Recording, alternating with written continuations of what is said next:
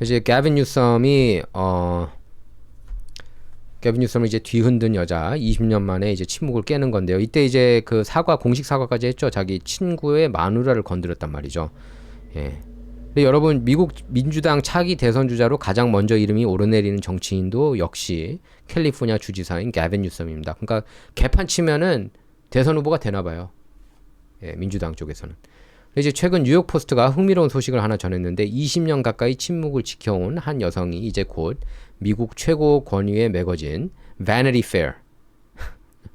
Vanity Fair가 이제 굉장히 그 특종을 많이 터뜨렸어요. Vanity Fair가 앱스틴 관련해서도 특종 많이 터뜨렸습니다. 솔직히 특종이라고 하긴 그렇지만 심층보도는 굉장히 잘했어요. 예. 20년 가까이 침묵을 지켜온 한 여성이 이제 곧 미국 최고 권위 매거진 Vanity Fair를 통해 직접 입을 연다는 뉴스가 이제 나왔는데요. 자, 이제 이름이 루비 이름이 약간 좀 복잡해요. 루비 리피 깁니. 루비 리피 깁니. 여기 이 여자입니다. 제 왼쪽에 있는 이 여자가 이제 같이 바람났던 여자인데, 예. 그래서 루비 리피 깁니 2005년 뉴섬하고 2005년이었습니다. 게빈 뉴섬하고 스캔들로 인생이 통째로 뒤바뀌었는데요. 예, 그래서 제가 이 사건이 대체 뭐였는지, 그리고 왜 20년이 지난 지금 다시 수면 위로 떠오르는지 차근차근 정리해 드리도록 하겠습니다. 자, 그래서 2005년 대체 무슨 일이 있었나? 예, 시간을 2005년으로 돌려보겠습니다. 당시 게빈 뉴섬은 샌프란시스코 시장이었습니다. 지금처럼 전국구 정치인이 되기 훨씬 전에 젊고 야심찬 40대 초반의 시장이었습니다. 루비 리피 깁니는 이 여자는 뉴섬의 appointment secretary, 그러니까 일정 비서로 일하고 있었습니다. 2004년 2월부터 2006년 8월까지 뉴섬의 최측근 참모진 중 한 명이었는데요. 문제는 여기서 시작됩니다. 루비는 당시 알렉스 터크라는, 얘네들 이름이 조금 어려워. 알렉스 터크라는 그 남자하고 결혼한 상태였는데, 이 알렉스 터크가 다름 아닌 뉴섬의 절친한 베스트 프렌드이자 재선 캠프의 선거 대책 본부장이었습니다. 선거 대책 본부장. 그러니까 즉 상사하고 부하 직원 간 불륜인 동시에 가장 가까운 친구의 아내와 벌인 스캔들이었습니다. 가까운 친구일 뿐만 아니라 또 선대본부장이었고요. 그러니까 2중 3중으로 파장이 클 수밖에 없는 조합이었습니다. 그러니까 당시 게빈 뉴섬은 킴벌리 길포일하고 이혼 절차를 밟고 있던 시기였는데, 아마 이 여자하고 바람나가지고 이혼 절차 밟고 있었던 건 아닌지 모르겠어요. 참고로 킴벌리 길포일은 훗날 팍스뉴스 앵커가 됐고, 그리고 얼마 전까지는 도널드 트럼프 주니어의 약혼자로 더 유명하기도 했죠. 하지만 둘은 또 깨졌습니다. 지금은 그리스 대사로 가 있습니다. 킴벌리 길포일이. 그래서 불륜 관계를 보면은 게빈 뉴섬하고 이 여자 리피 깁니 불륜 관계를 보면 2007년 초, 그러니까 루비가 알코올 중독 치료를 받는 과정에서 남편 알렉스에게 직접 털어놓으면서 세상에 알려지게 됐답니다. 그래서 알렉스는 이 사실을 알게 된 직후 참모 자리를 사퇴했고, 그리고 그 선거대책본부장 자리를 사퇴한 거고요. 그래서 뉴섬은 며칠 만에 기자회견을 자청해서 여러분이 듣고 읽은 게 모두 사실이다. 내가 바람핀 게 맞고 불륜 관계 저지른 거 맞다. 그거를 대놓고 기자회견까지 열어서 인정했습니다. 예, 주류 언론이 이거 거의 안 다뤄요. 절대적으로 안 다룹니다. 메인스트림 미디어, 뉴욕타임스, 와포, CNN이 그러니까 나쁜 놈들이에요. 이런 거는 안 건드려요. LA타임스도 마찬가지고, 샌프란시스코 크로니클도 마찬가지고, AP통신, 로이터 통신. 그러니까 가짜뉴스라고 하는 겁니다. 트럼프 대통령이. 그러니까 이렇게 자기에 대해서는 맨날 헐뜯으면서 후보든 대통령이든 뭘 하든 좌파 진영 쪽에 이런 민낯은 잘 공개하지 않는 거죠. 카말라 해리스도 역시 마찬가지 아닙니까? 윌리 브라운이라는 그런 유부남하고 32년, 자기보다 32살 많은 남자하고 유부남이었고, 그렇게 어떻게 보면 공개적인 불륜을 저질렀는데 여기에 대해서도 비판을 안 해요. 예. 제가 아마 아시아 언론 중에서는 거의 처음으로 언급을 했을 겁니다. 제 중앙일보 시절에. 그때 그 제가 보도해가지고 편집국장이 그때 이제 편집국장이 완전히 그냥 급진 좌파 쪽이었는데 제가 막 싸워가지고 그 결국에 보도가 그러니까 그날 확인도 안 했네 그때 편집국장. 그 다음 날 보도가 된 거 보고 막 분노를 했던 게 기억이 나는데요. 아니 당연히 알아야 되는 거 아닙니까? 예. 그러니까 이렇게 민주당 편만 들면은 문제가 있는 거예요. 예. 그래서 저도 이제 그때 짜증이 났죠. 예. 어쨌든 여기서부터 이제 두 사람의 인생이 완전히 갈린 겁니다. 스캔들이 터진 다음부터. 그래서 뉴섬은 몇 달 뒤에 영화 감독인 제니퍼 시벨 이름이 시벨이에요. 제니퍼 시벨을 만나서 연애를 시작하고 2008년 프로포즈 이후 결혼까지 계속 이렇게 이어졌습니다.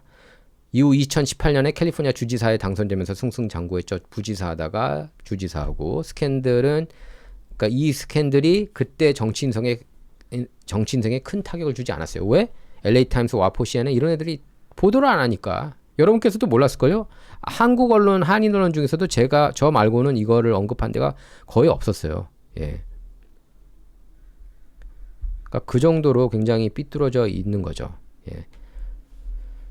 사실 2007년 재선 당시에도 74%라는 압도적인 득표율로 당선됐을 정도입니다. 반면에 루비는 완전히 다른 길을 걸었습니다. 남편 알렉스하고는 곧바로 이혼했고요. 스캔들 이후 조용히 대중시야에서 사라졌습니다. 이후 라이언 깁니라는 남성하고 재혼해서 두 아이를 낳고 머린 카운티, 캘리포니아 머린 카운티에서 알코올 약물 자문위원회 의장으로 활동하면서 자신의 알코올 중독 문제를 극복하는 데 힘써왔다고 그렇게 이렇게 좀 많이 얘기를 하고 다니나 봐요. 예, 그러면서 자문위원회 알코올 약물 자문위원회 의장으로 활동하면서 말이죠.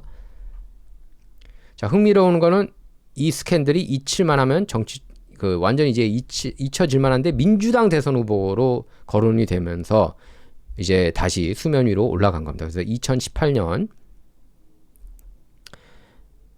그 주지사 선거 당시 공화당 측에서 이건 미투 운동 사안이다. 상사가 부하 직원을 상대로 벌인 일 아니냐 이렇게 공격을 하면서 루비가 페이스북에 직접 입장을 밝힌 적이 있었습니다. 그래서 뭐 이렇게 얘기를 했었어요. 그 여자는 저는 부하 직원이었지만 동시에 자유의지를 가진 33살 성인 기혼 여성이자 엄마였다. 그러면서 미투 운동은 지지하지만 자신의 사례가 여기에 해당한다고는 생각하지 않는다는 취지로 선을 그었습니다. 최근에는 LA 산불 대응 논란 그리고 그 보수 인플루언서 베니 존슨하고 SNS 설정 과정에서도 이 20년 전 스캔들이 또다시 소환되면서 화제가 됐는데요. 자, 그런데 이번에는 조금 결이 다릅니다. 이번에는 제3자가 이 얘기를 짚어낸 게 아니라 루비 깁니 본인이 직접 펜을 들어서 그 Vanity Fair 그 잡지에 실릴 자신의 이야기를 직접 기고하고 있어서 더 이제 관심을 모으고 있는 겁니다. 이번에는요. 그래서 20년 가까이 언론 인터뷰를 극도로 자제해 왔던 이 여자가 스스로 자신의 그런 내러티브를 정리해서 세상에 내놓으려 한다는 겁니다. 근데 왜 하필 지금일까요? 예, 몇 가지 배경을 짚어볼 수 있습니다. 첫째는 뉴섬의 정치적 위상이죠. 지금 뉴섬은 단순한 주지사를 넘어서 2028년 민주당 대선 후보로 유력하게 거론되고 있는 인물입니다. 그래서 이 사람의 과거사가 어느 때보다 무거운 정치적 의미를 갖는 시점인 거죠. 둘째는 최근 몇 년간 반복적으로 이 스캔들이 정치적 무기로 소환되는 걸 지켜보면서 정작 당사자인 자신의 목소리는 늘 빠져 있었다는 문제의식이 있었을 수 있습니다. 그래서 지금까지는 늘 남들이 이 여자를 대신해서 설명해 왔으니까요. 다만 이 부분은 이제 분명히 짚고 넘어가야 됩니다. 아직 Vanity Fair 기고문이 정식으로 공개된 건 아니고요. 구체적으로 어떤 내용을 담을지는 확인되지 않았습니다. 뉴욕 포스트에 이렇게 나온 겁니다. 뉴욕 포스트 기사에서 오늘. 예, 그래서 이렇게 나왔어요. 예, Ruby Rippy Gibney, woman who had affair with Gavin Newsom penning bombshell story for Vanity Fair 이렇게 나왔습니다. 자, 그래서 뉴욕 포스트 단독 보도 단계인 만큼 정식 게재 이후 내용을 다시 한번 짚어보는 게 정확할 것 같습니다. 근데 이 소식이 왜 중요하냐면요. 이 시점에서 한 걸음 물러나서 생각해 볼 지점이 있습니다. 지난 20년간 이 스캔들은 늘 뉴섬, 게빈 뉴섬의 이야기였습니다.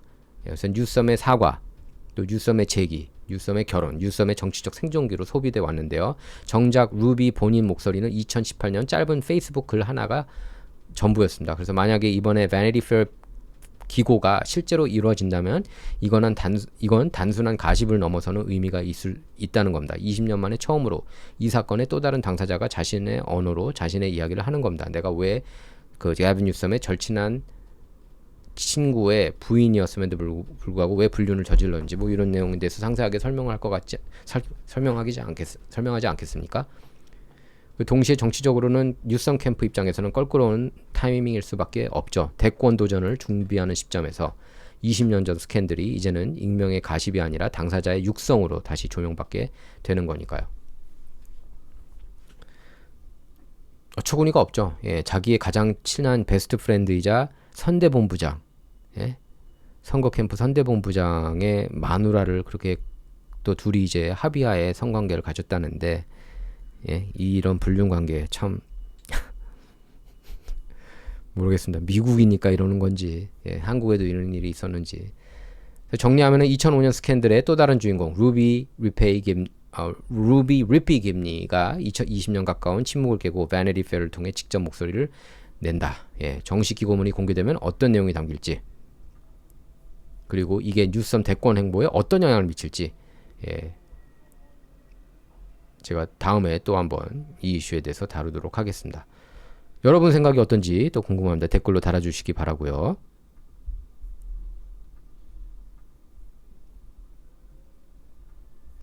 자, 진실정치는 여러분의 후원을 통해서 운영이 되고 있습니다. 예.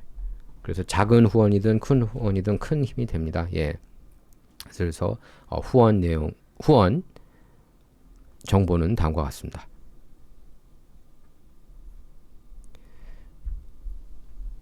자, 크롬81님 감사합니다. 내일 너무 기대되네요. 이렇게 말씀해 주셨고, 박정민님, 그리고 박정민님 감사합니다.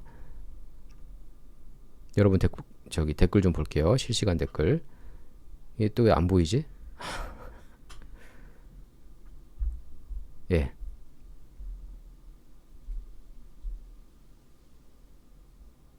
프린세스 오브 에이프릴님, 여자가 돈 받았나 보네요. 글쎄 전 잘 모르겠습니다. 뿡뿡님, 소로스가 열라 후원. 개변 뉴스 맞죠? 예.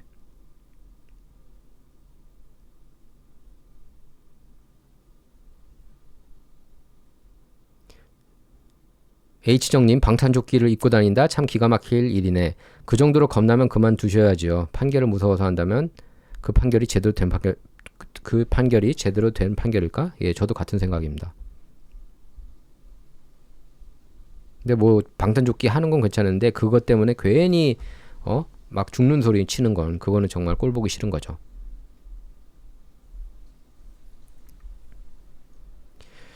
자, 진정 이번 시간 여기서 마치도록 하겠습니다. 전 다음 시간에 돌아오도록 하겠습니다. 시청해주셔서 감사합니다. 그리고 구독, 라이크, 공유 부탁드리겠고요. 그리고 제가 다시 한번 여러분께 설명해 드려야 될 것 같은데, 많이들 물어봅니다. 이거 유튜브에서 놓칠 때가 많다고 그래요. 그래서 이렇게 보시면은 유튜브.com 들어가시면은 여기에 그냥 그 원용석의 진실정치 이렇게 치시면 됩니다. 예. 그러니까 여기 보시면은 이거를 꼭 설명해 달라고 그래가지고 이렇게 이제 원용석의 진실정치 치면 이렇게 나오거든요.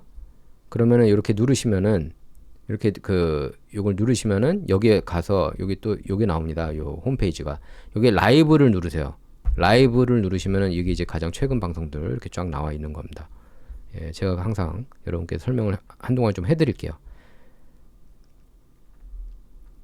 자, 시청해 주셔서 감사합니다.